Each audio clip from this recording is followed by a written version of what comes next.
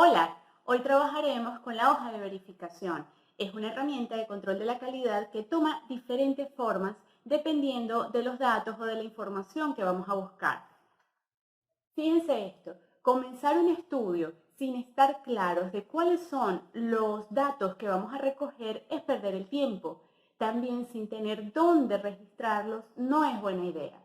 Imagínense que están haciendo una investigación, han invertido tiempo y dinero en generar todas las condiciones para hacer ese primer levantamiento y resulta que cuando se ejecuta el proceso no tenemos los datos claros o no tenemos dónde registrarlos. Eso es una pérdida de tiempo y de dinero. Ahora imaginemos algo peor, que registramos unos datos que no son los correctos, es decir, que no nos aportan información relevante para nuestro estudio. Eso también es una pérdida de tiempo y dinero. En este sentido, tener claro cuál es la hoja de verificación que se ajusta a nuestras necesidades en función al estudio que se va a realizar es sumamente importante. Otra cosa que se debe resaltar es que la hoja de verificación está dentro de los primeros pasos que se deben ejecutar en un estudio de control estadístico de procesos. Por eso ella generalmente actúa en colaboración con otras herramientas, es decir, los datos que ella permite recoger son luego utilizados por otras herramientas que veremos a lo largo de este curso para su posterior análisis. ¿Qué tal si iniciamos?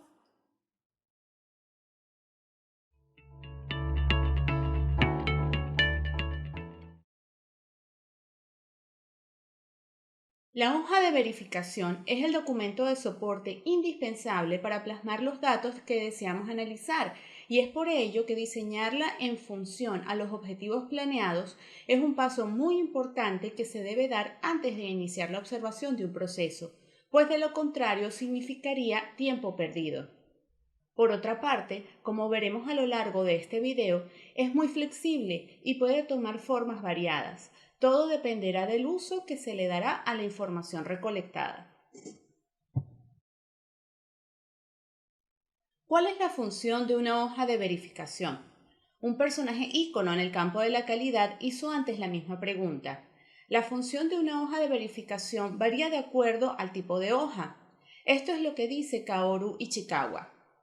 La hoja sirve para cuantificar los defectos por producto, para cuantificar defectos por localización, cuantificar defectos por causa, es decir, por máquina o trabajador, y para realizar un seguimiento a las actividades de un proceso. Es como tener una lista de verificación.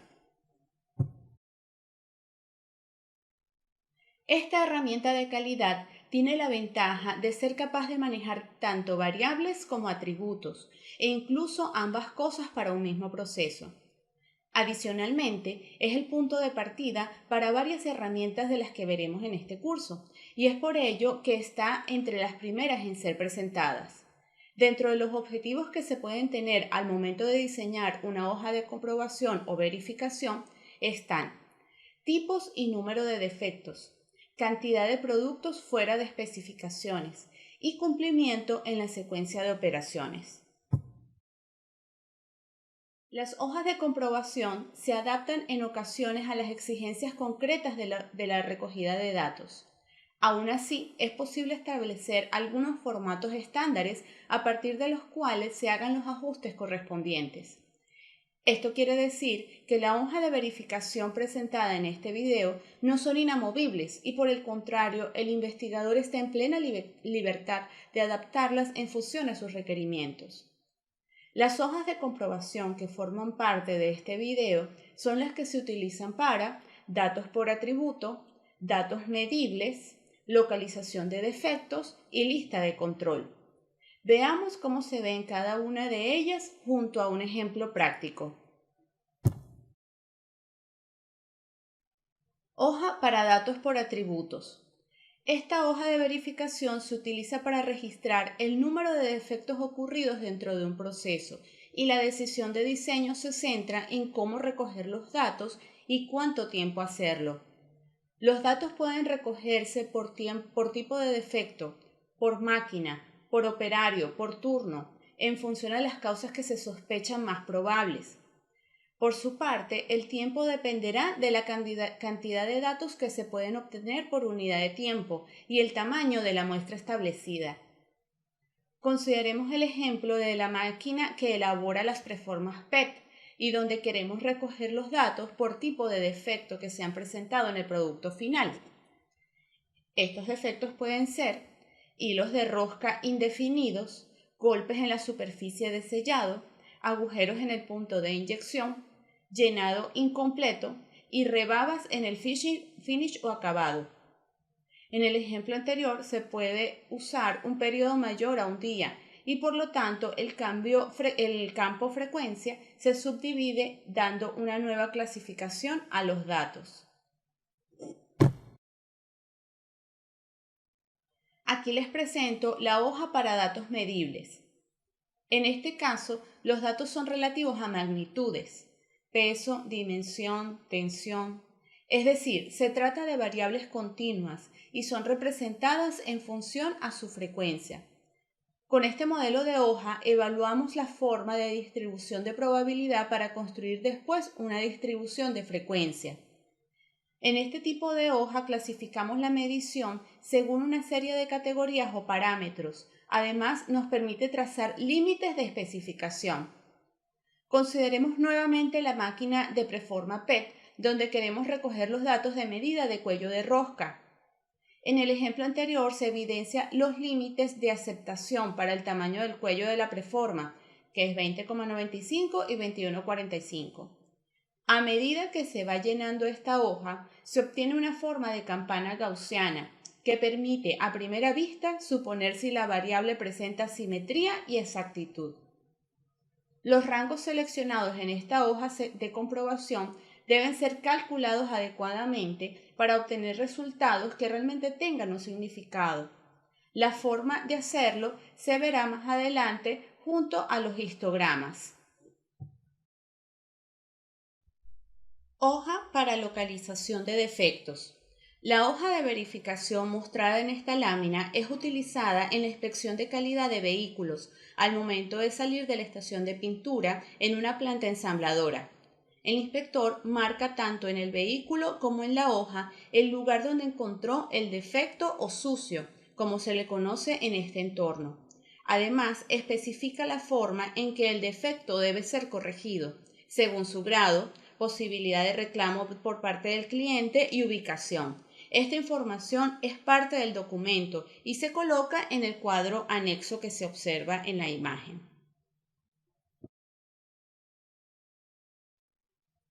Hoja para lista de control. Es una enumeración de elementos dispuestos en una secuencia determinada. Se utiliza para evitar la omisión de pasos en procedimientos largos, como por ejemplo una inspección de mantenimiento.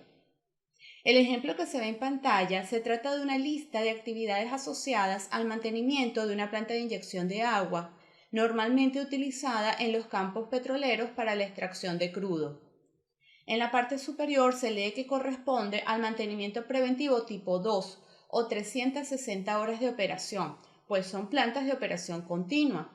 Luego está la lista de actividades para el motor y la bomba, así como el espacio para colocar cualquier novedad.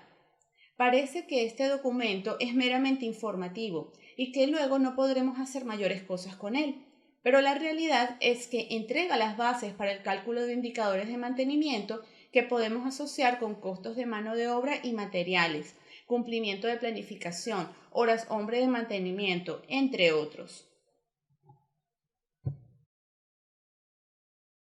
No hay forma definida para hacer una hoja de verificación. Esta va a depender de la situación que se desea analizar, por lo cual cada quien es responsable de diseñar su propia hoja. Sin embargo, sí que hay algunos lineamientos a tener en cuenta para que nuestra hoja de verificación logre su objetivo. Primero, hay que definir claramente el propósito de la recolección de datos. Recuerda que si deja información por fuera, puede significar que usted perdió el tiempo.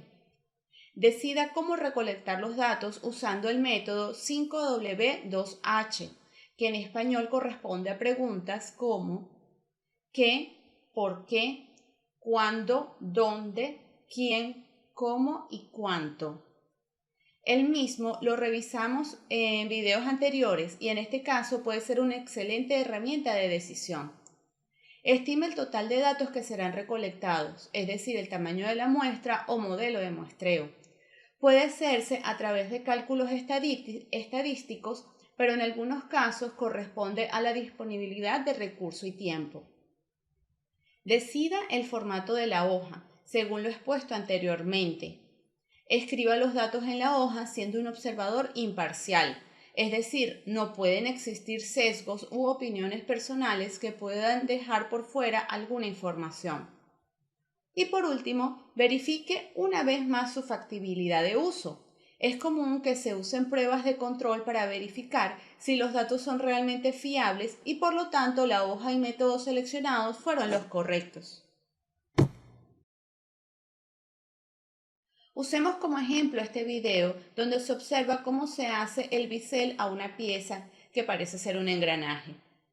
Si decidiéramos hacer una hoja por atributos, podría ser si la pieza tiene los 4 biseles. En este caso, las opciones serían cada uno de los biseles, 4 opciones. Y la frecuencia sería el número de engranajes que sí tienen cada bisel hecho.